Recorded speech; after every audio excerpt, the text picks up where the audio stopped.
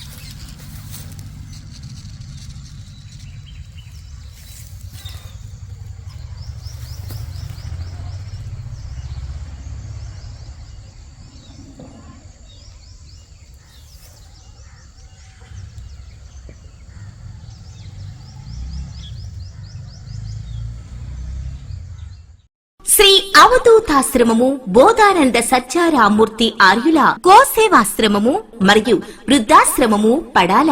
ఆశ్రమములో గోసేవ గోవుల దానము స్వీకరించుట, మీ నవగ్రహ దోషములు పోవుటకు గోపూజ చేయబడును. మూలికా వైద్యము గోపంచగవ్య వైద్యము చేయబడును. యంత్రములు తావీదులు ఇవ్వబడును.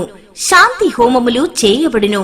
మీ ఆత్మీయుల పుట్టినరోజు, పెళ్లి రోజు మరియు వర్ధంతి వంటి ముఖ్యమైన దినములలో గోసేవ లేదా అన్నదానం చేయదలిచిన వారు సంప్రదించండి.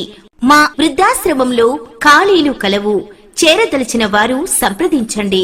శ్రీ శ్రీ శ్రీ స్వామి బోధానందగిరి శ్రీ అవధూతాశ్రమము, అయ్యప్ప స్వామి గుడి దగ్గర, పడాల, తాడేపల్లిగూడెం 2.